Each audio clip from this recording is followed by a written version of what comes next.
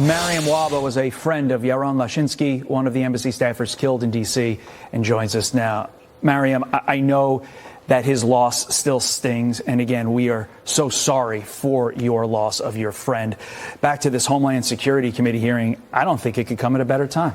Absolutely. This is an opportune time for this hearing. I mean, we're on the heels of several anti-Semitic accidents. I was here 10 days ago talking about Boulder, and 10 days before that talking about the anti-Semitic incident that targeted my friend Yaron and Sarah Milgram. And I hope in 10 days I'm not back here talking about yet another anti-Semitic attack. So this is really a moment for us to reflect, to look back and say, why is this happening? Who are our adversaries that seek to gain from dividing our nation in this cruel way? And so we need to stop it. So the question is how? How are these anti-Semitic and anti-American groups convincing thousands of rioters to burn our cities, to act out like the execution of your friends? How? How are they doing it? Look, this is what the hearing is supposed to get at.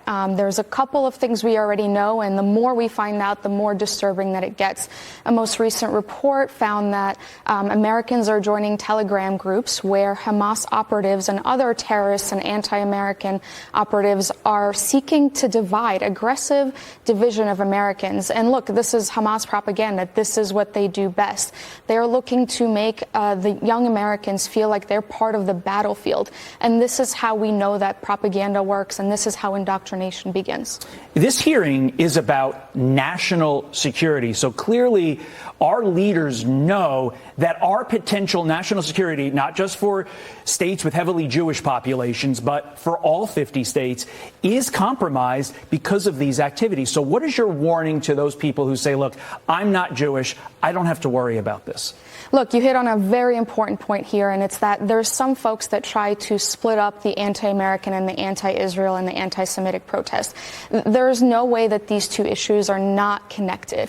When the enemies of America try to divide us, they go after the Jewish people. They go after Israel first. The Houthis, the mullahs in Iran, when they chant death to America, they also chant death to Israel first. And this is at the core of this hearing, trying to understand how our adversaries think about this issue so we can better address it. Okay, so you'd think on an issue of national security, we would be united as a nation. This would be bipartisan. But no, in the introduction I read, 113 Democrats, including some Jewish members of Congress, voted against this resolution. They claim they are upset at language, quote, expressing gratitude to law enforcement.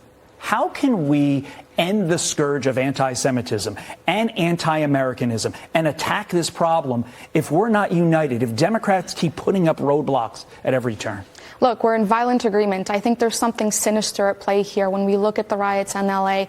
Why are anti-ICE protesters wearing Hamas headbands? There's something bigger here, and I think this hearing is going to begin to unravel some of the sinister plots at play by American adversaries. To that point, I understand I don't agree with waving the flag of Mexico or another Latin American community flag. I understand that. I don't agree with it. But to your point, why the Hamas headbands? Why the Hamas propaganda? Those two things don't seem like they go together. Something else is at play. Hopefully this Homeland Security Committee will get to the bottom of it. Mariam Wahba, thank you for coming in. Thank you, sir. Appreciate it.